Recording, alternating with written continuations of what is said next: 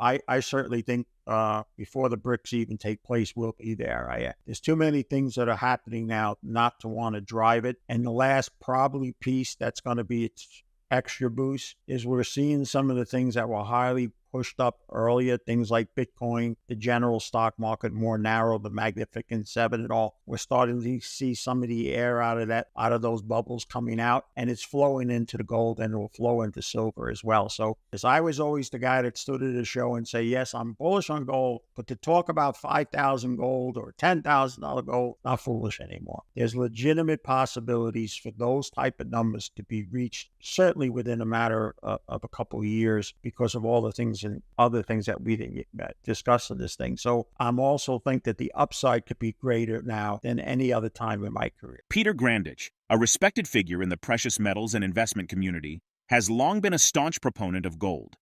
His insightful analysis has highlighted the pivotal role of the Brics nations in fueling the yellow metal's recent surge. According to Grandich, the growing influence and unification of the Brics economies have been a key driver behind gold's rise. As these emerging powerhouses accumulate physical gold and repatriate their reserves from the United States, they are positioning themselves for a shift in the global financial order. China, in particular, has been at the forefront of this trend, expanding its gold reserves every month since October 2022, except for a brief pause this spring. Grandich expects China to resume its gold buying spree as soon as prices drop.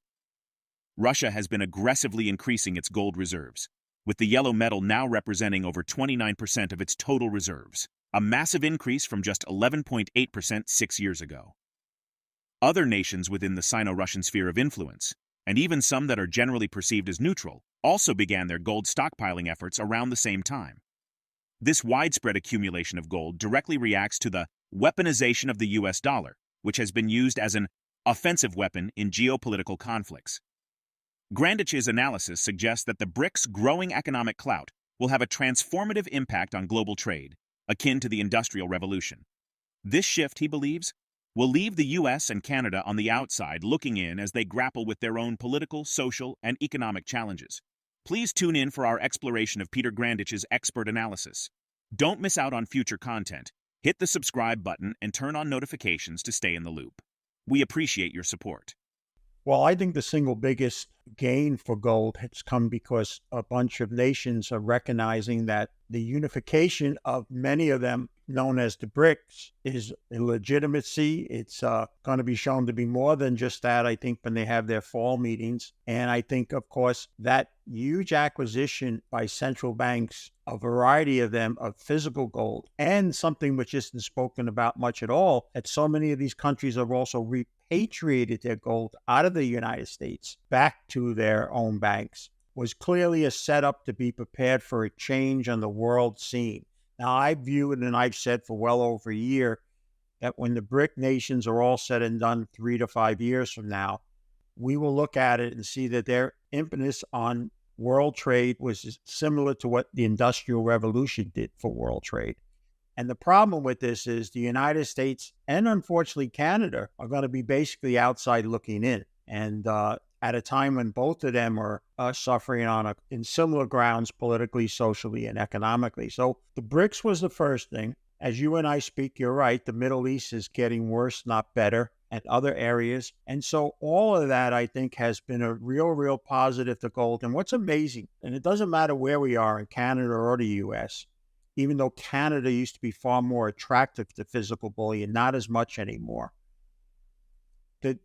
The central bank's banker is the Bank of International Settlements.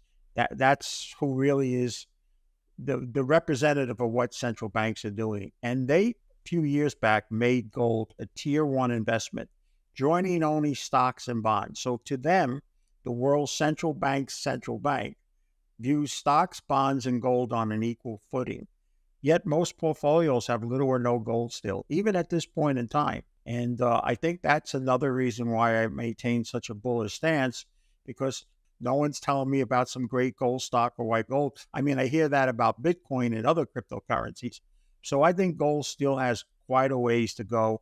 And all these things that have happened since you and I have spoken have really underpinned it and helped it accelerate to where it's gotten.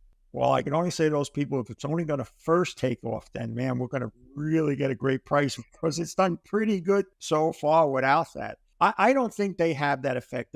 So let me this is an important thing. So those of us who've been around the gold for decades would have argued, and I was one of them 10 or 20 years ago, that gold was manipulated, that there was a two-tier market. There was the paper market, which was basically controlled out of London and New York. And then there was the physical market. And it always seemed that when the physical market was saying people really want to own gold, suddenly the paper market was hit and it went down and it stayed down. That's gone. The basic movement of gold and the trading of gold has moved to Asia. London and New York are second and third tier players now. And therefore, even when we do have suddenly the old 10 or 11 a.m. sell-off in the COMEX, or some of us like to call it the CRIMEX, it doesn't last for days and weeks anymore. Sometimes it just lasts for hours. And that's because so much more of the demand and physical market now has overtaken the paper market. Where that hasn't flipped yet is in the silver market. The silver market is still being influenced more by paper. And that's because I think there's a much bigger short position in it. But the bottom line is Fed, and what the Fed does is probably 8th or 9th on the list now of the 10 most concerns you should have as a gold buyer, when probably 20 or 30 years ago was 1, 2, or 3. So I don't think they play it anywhere as an important role anymore. I'd be more concerned about what an Asia country or banks or what Brics are talking about than anything the Federal Reserve is talking about now. They're a paper tiger now at best. In a surprising turnaround, gold prices have climbed above $2,400 per ounce in Thursday's New York session, recovering from a 2-day slide. This resurgence in the value of precious metals can be attributed to growing expectations that the Federal Reserve will start reducing interest rates as early as the September meeting. Notably, veteran investor PeterGrandich has become increasingly bullish on gold's long-term prospects, adopting a more open-minded stance towards the possibility of higher prices in the coming years. Grandich now sees legitimate potential for gold to reach $5,000 or even $10,000 per ounce within a couple of years, citing the fundamental shifts occurring in the global financial landscape he previously outlined. This newfound optimism aligns with broader market sentiment, as analysts project gold prices to hit $2,500 per ounce by the fourth quarter of 2024 and $2,600 per ounce by the end of 2025.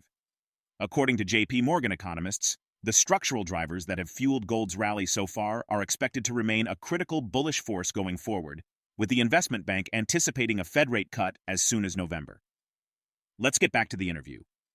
I learned a long time ago, decades ago, I was never going to be the closest, the smartest guy in the street. So what I did was I tried to find the people that appeared that they fit that criteria. And I've been following a couple people now for a few years. One of this gentleman, his name is Vince Landy, and he has put out some very interesting commentary about what is happening with China and the silver market, how they're now buying physical silver from countries itself. I think the day of reckoning for the silver bears is very, very close. It's probably going to tie with what takes place in Brics.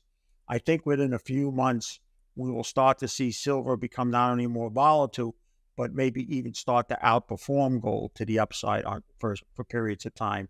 I'm not a silver bug, just so you know. I used to get absolutely yelled at because I used to say, no offense, but I used to say at conferences, owning silver over gold was like wanting to kiss your sister. So, I'd always used to advise at least 2 or 3 times more ownership of gold than silver. But right now, completely where its price is versus where gold is, I would take a balanced approach. I wouldn't be against a 50-50 ownership right now. And that's something new for anybody who knows PeterGrandich. That was not a view of mine any time before this. 2536 was the actual number, and gold was under 2,000 at that time. But that's a number that started when it was around 1,300.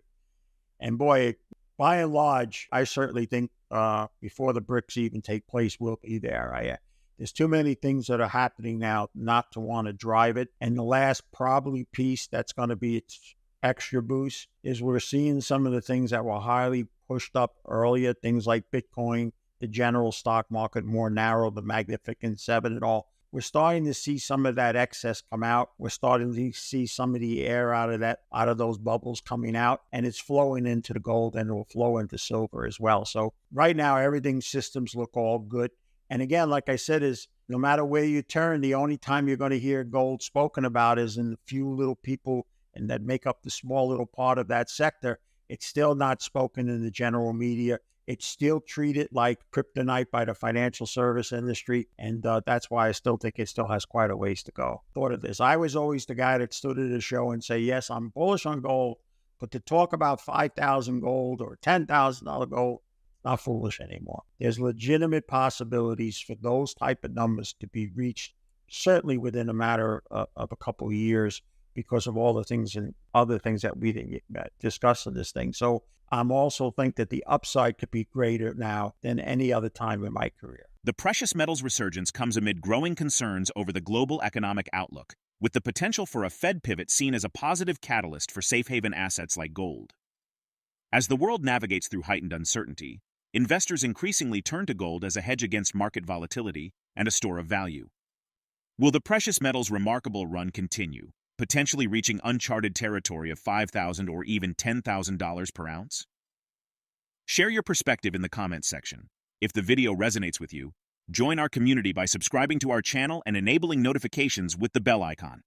Thank you for being a part of our community.